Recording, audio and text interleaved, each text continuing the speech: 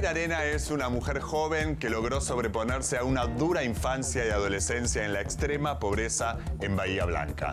Actualmente es estudiante de Ciencias Políticas y muchas la conocieron a través de las redes sociales y los medios por el impacto que tuvieron sus charlas sobre la pobreza con millones de visualizaciones en Internet. Hoy, en 40 minutos, les proponemos un diálogo entre la doctora Alessandra Minichelli y Mayra Arena. Una charla franca que alterna la historia de vida de Mayra y su visión sobre la pobreza, la marginalidad, la discriminación y sus ideas sobre la forma de revertirlas. Bienvenidos, bienvenidas a 40 minutos. Tenemos la oportunidad de tener en un diálogo mano a mano a la protagonista de esta charla TED, a la protagonista de estas reuniones o de estas conferencias vinculadas a la pobreza engaño y a la pobreza verdad, a la pobreza estructural y a la marginalidad, un montón de temas que tenemos para conversar hoy con Mayra Arena. Mayra, bienvenida.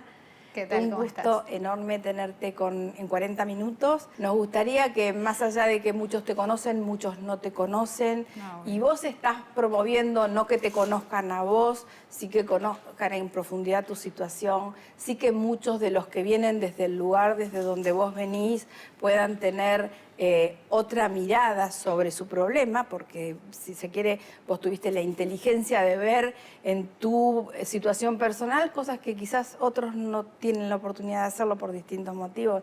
Así que empezá contándonos un poco de tu vida.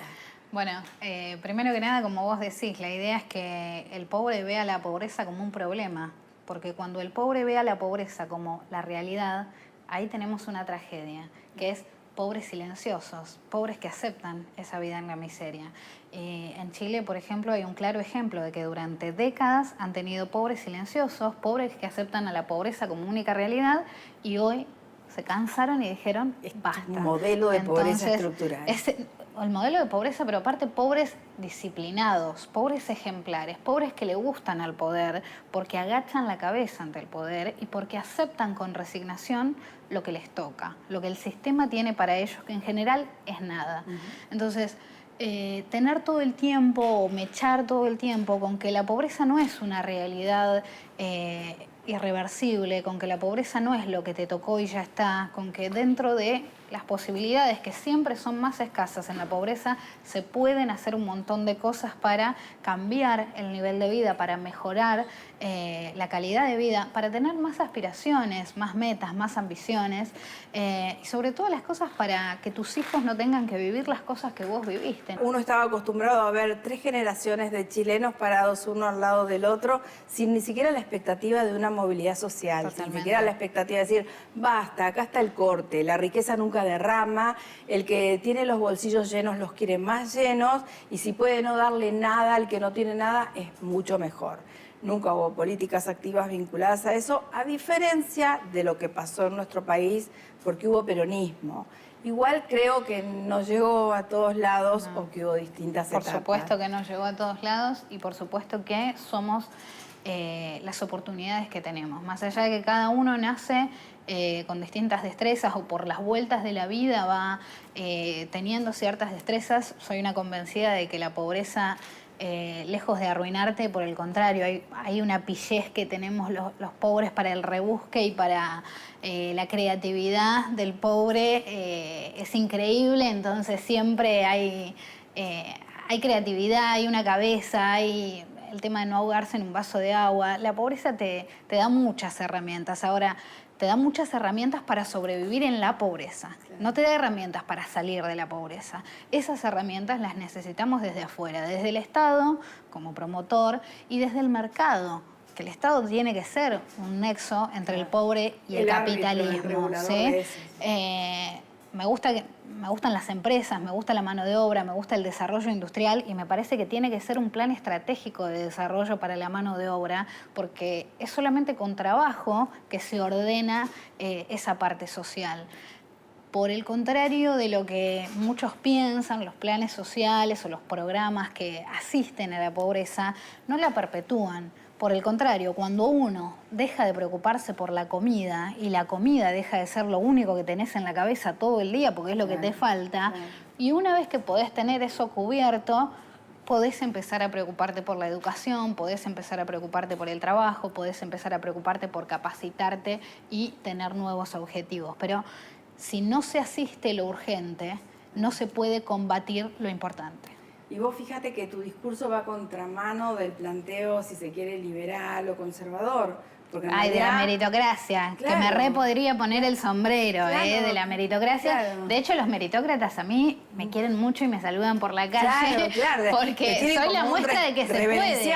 Claro, pero ellos son contrarios a lo que significa el asistencialismo como medida urgente de atender una necesidad básica insatisfecha, lo que estás diciendo vos. Pero no solo eso. Si no tenés alimento, no podés hacer otra cosa. Pero no solo eso, que también es súper básico y está claro, sino que el meritócrata es meritócrata hasta que al pobre le va mejor que a él. Porque Claro. que no vea a un pobre en un puesto de poder, Claro. como vieron a un presidente indio en Bolivia, o como, Sí. como cuando ven a un pobre, no sé, que les va mejor que a ellos, ahí se les acaba la meritocracia. sí. Les gusta la meritocracia para que el pobre termine la secundaria y tenga algún oficio. Hasta ahí, ¿no? Pero No nunca, pueden ir a la universidad pero los nunca pobres. para que vaya a una Claro, universidad y se reciba antes que ellos, porque ahí se les acaba el discurso de la meritocracia.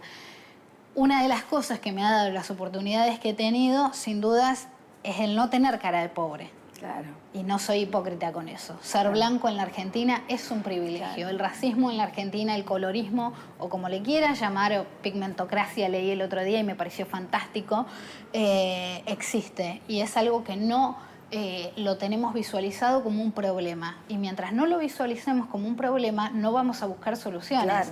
La realidad es que por ser blanca es que mucha gente me dio las oportunidades que me dio. Entonces, cuando no tenés cara de pobre, no te tratan como pobre y te dan posibilidades iguales a las de ellos. Cuando tenés cara de pobre, te tratan como pobre y te dan limón. Mayra, ¿vos sentís que realmente en tu infancia tan pobre, en este relato tan complicado, tan duro, tan difícil de oler el papel de caramelo o el papel de chocolate porque no podías acceder a eso y demás, ¿vos sentís que te privaste de una infancia? Sí, y yo no tengo recuerdos míos jugando. Siempre era más bien de andar cirugiando. Siempre mi infancia fue eso, salir con mi hermana muchísimo a ver qué encontrábamos. Siempre lo que más buscábamos era comida, entrar a restaurantes, manotear. Y ni hablar del cirujeo, de encontrar ropa, vender todo, hasta lo que no vale absolutamente nada, quemar cable para venderlo por cobre, vender aluminio, abollar las ollas, meterles tierra adentro para que pesen más, ir a la chatarrería. Todo es buscar el mango y buscar el morfi del día. Entonces mi infancia fue eso. Sí, mi hermanita era más de jugar. Y yo siempre fui como más seria, más callada, más de tomarme, hacerme Más la reflexiva grande. sobre lo que te estaba pasando. Sí, tal bueno, cual. así conseguiste también. ese primer trabajo también, haciéndote la más grande. Mintiendo.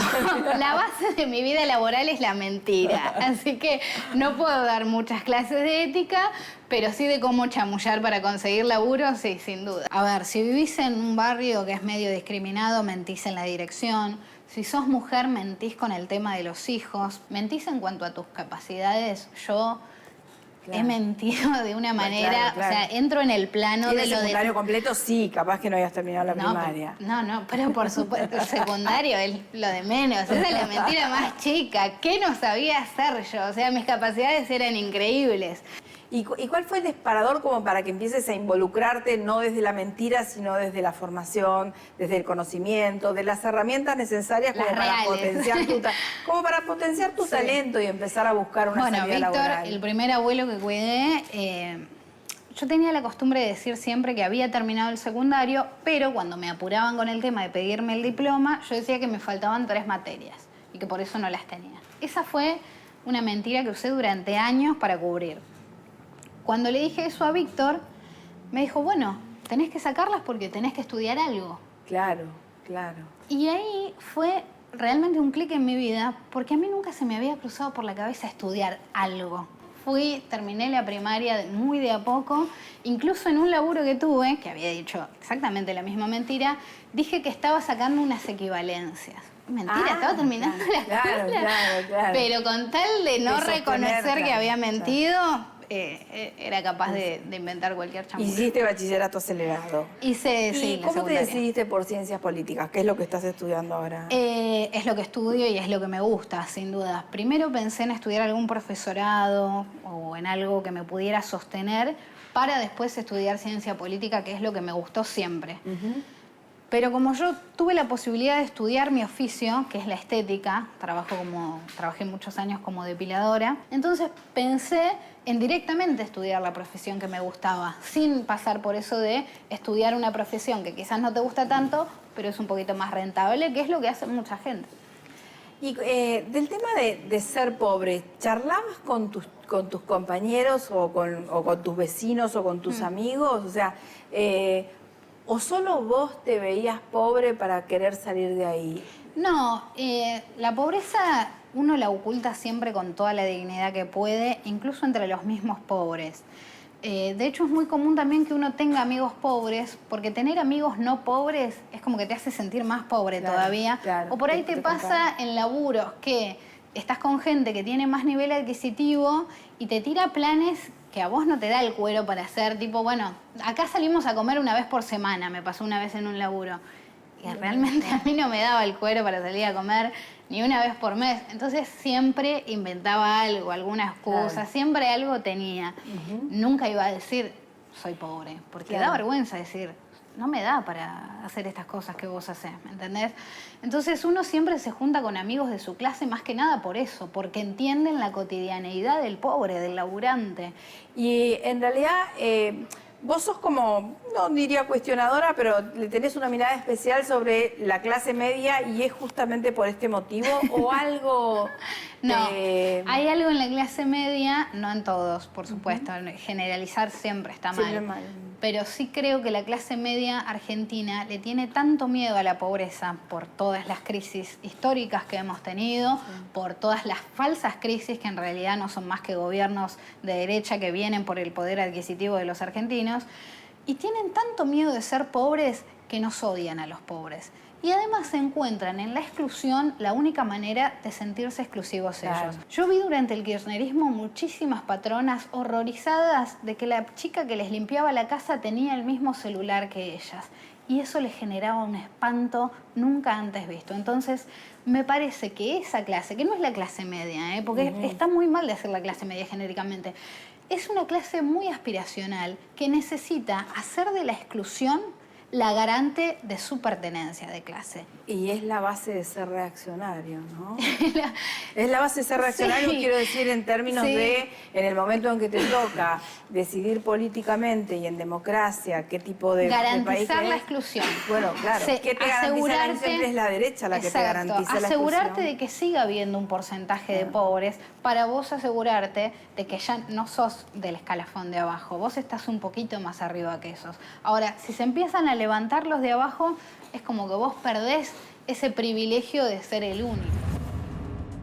Si querés acceder a los mejores contenidos, entrevistas, informes y novedades sobre responsabilidad social, conectate a www.responsabilidadsocial.tv.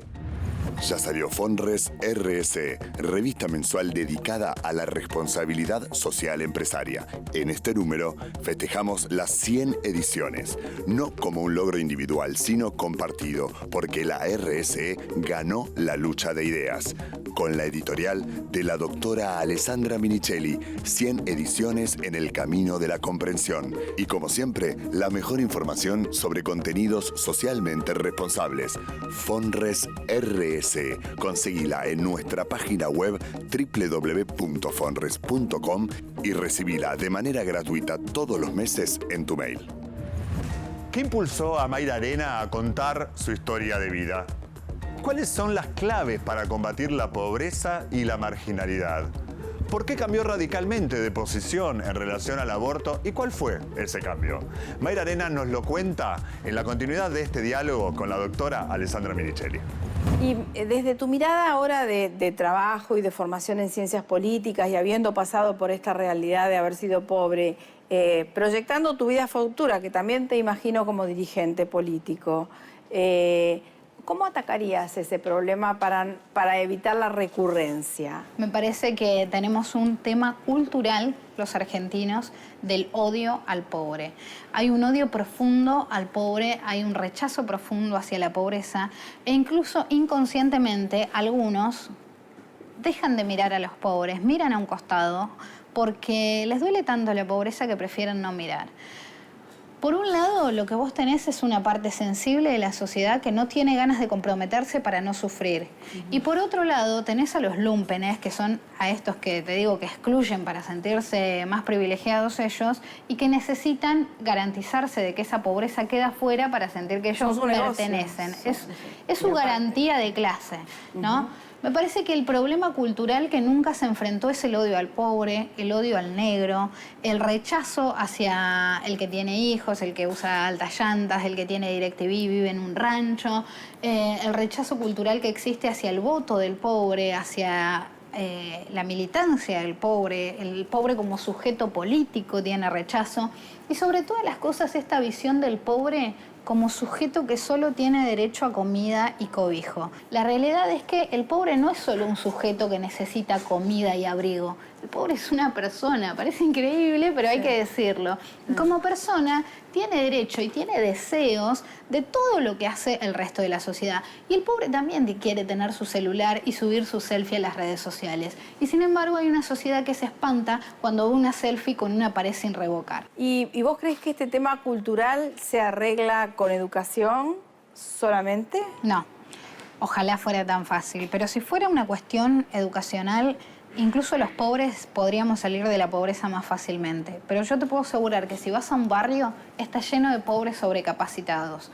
Pobres que estudian, hacen cursos, estudian oficios, quizás van hasta un terciario y sin embargo no consiguen trabajo. Y no consiguen trabajo por su dirección, no consiguen trabajo por su cantidad de hijos o no consiguen trabajo por su portación de cara. ¿Sí? Porque la pobreza también se lleva en la cara y como te dije, eso fue de alguna manera lo que me salvó a mí, no llevarla en la cara. Pero es muy común que el pobre se eduque, que acceda a la capacitación y sin embargo no pueda acceder al mercado laboral. Por eso el Estado tiene que ser promotor de ese nexo, promotor de que el pobre capacitado realmente vea que valga la pena el esfuerzo. Porque aquellos que te hablan de mérito, en general han visto todo eso desde afuera y no tienen ni idea lo que es que un pibe capacitado, recién recibido con su diplomita, salga todos los días a golpear puertas y tirar currículums y no le dé laburo a nadie porque es negro, porque le falta un diente. Entonces, ojalá fuera solo educacional, pero también necesitamos una interculturalidad, que es que deje de haber esta rivalidad entre las clases y este rechazo hacia los pobres. Al diferente. Al diferente. Al negro. Al negro. Al negro Ahora, no me imagino, aun cuando creo que siempre se ha luchado mucho para que eso no pase, no me imagino cómo se corrige. Hubo una falta de accionar político, quizás porque nadie lo vio, que es que la educación pública fue perdiendo calidad por los problemas presupuestarios que ha tenido y la clase media de a poco se fue yendo toda a la educación privada. Entonces, ¿qué pasó? La escuela pública que antes reunía al hijo del patrón con el hijo del obrero ya no los reúne más. Hoy los pobres vamos a escuelas de pobres y los no pobres van a escuelas de no pobres.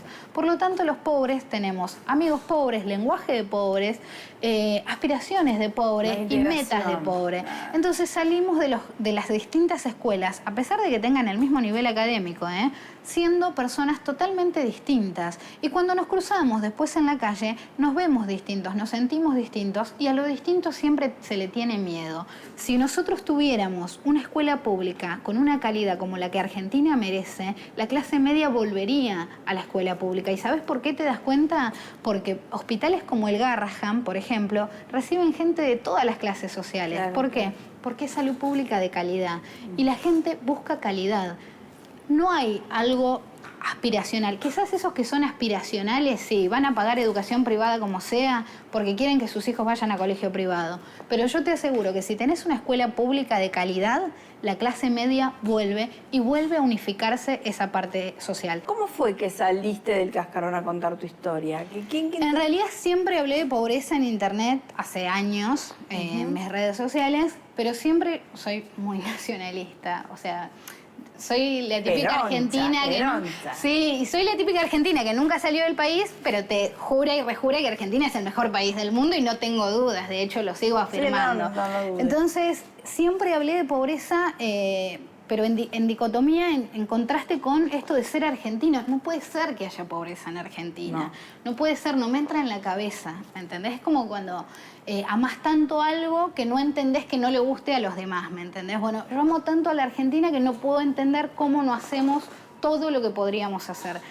Y hablaba desde ese punto de vista. Después, con mi formación, fui hablando un poco más desde una perspectiva estratégica de terminar con la pobreza como estrategia de desarrollo económico, ¿sí? De decir, me conviene que no haya pobres porque empieza a haber mano de obra más calificada, empieza a subir el precio y el valor de los servicios y por lo tanto empieza a aumentar el poder adquisitivo, empieza a haber menos inseguridad porque bajan los niveles de violencia y siempre me echaba con esto de que tenía que ser una cuestión estratégica de desarrollo, siempre desde el lado nacionalista, siempre me echando ahí con el celeste y blanco.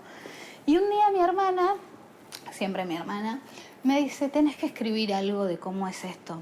Me dice, tenés que escribir porque estoy podrida de que digan que es pobre el que quiere, que sus padres... Sí. Mi abuelo vino con una mano atrás. Bueno, los tiempos ya no son como en la época de tu abuelo, sí, eso la gente tampoco lo entiende. Y entonces agarré y escribí mi historia.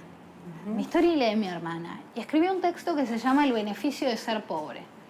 Y ahí hablo de mi vieja y ahí hablo de cómo fue crecer con una persona como mi vieja, que acepta su pobreza, que no concibe, que no tiene la noción de laburo, que nunca laburó, que no terminó la escuela, que no entiende las cosas. A ella vos la ubicaste en pobreza estructural. Pobreza estructural. Una persona que efectivamente no tuvo tal cual. En ese texto juego mucho con... De hecho se llama El beneficio de ser pobres. Después explico que no tiene ningún beneficio ser pobre, pero que hay una diferencia muy grande entre ser pobre y ser marginal. Y que mi madre es una mujer marginal y que la sociedad no hace nada con aquellos que viven fuera del margen.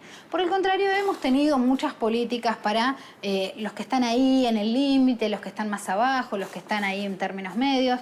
Pero ¿qué pasa con los que se caen del sistema? Alguien sale y los vuelve a juntar. Cuando yo dejé la escuela a los 12 años para irme de mi casa, nadie me fue a buscar. Claro. Entonces, caer en la marginalidad, que haya gente que caiga en la marginalidad es lo que tenemos que evitar. Y en ese texto explico eso y explico cómo, si venís de la marginalidad, sos pobre y te cuesta muchísimo más llegar a ser clase obrera. Y ni hablar, todavía no soy de clase media ni a palos, pero ni hablar de esto de tener una formación, tener un nivel de vida más o menos digno, llegar a los buenos laburos, porque también cuando sos pobre accedes a los laburos negreados, ganás 2 mangos. Entonces, todo eso es tan lento, tan doloroso, cuesta tanto, que muchos, cuando salen, quieren que los otros pasen por el mismo sacrificio. No quieren mejoras de las condiciones de los otros. Te dicen, no, yo me tuve que romper el orto. ¿Por qué les vas a dar a esto si a mí nadie me dio nada? Eso es el resentimiento. Claro. El sacrificio muchas veces te vuelve resentido. Eso también es peligroso. Claro. Y Mayra, posición tomada sobre el aborto, sobre los temas sensibles que hoy tenemos que volver a recrear ante este recambio institucional. Siempre estuve en contra del aborto. Como posición personal. Como posición personal, sí. Sí me parece, por experiencia un poco personal y un poco académica, creo que tiene que ser legal.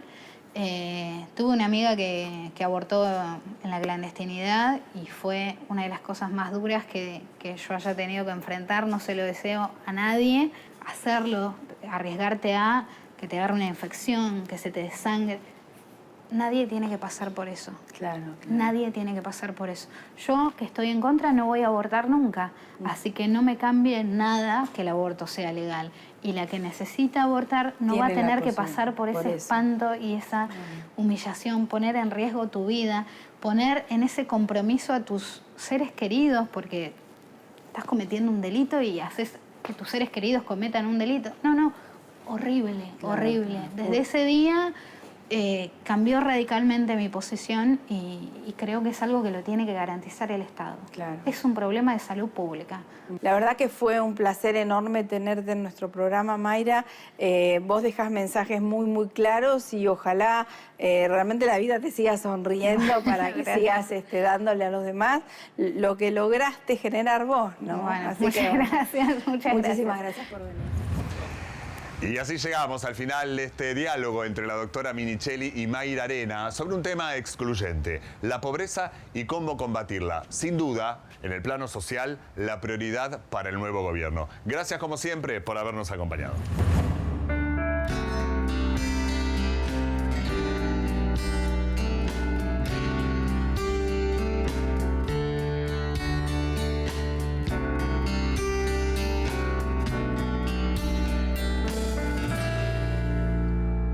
El tiempo fue pasando y nos fuimos conociendo, amabas y sufrías con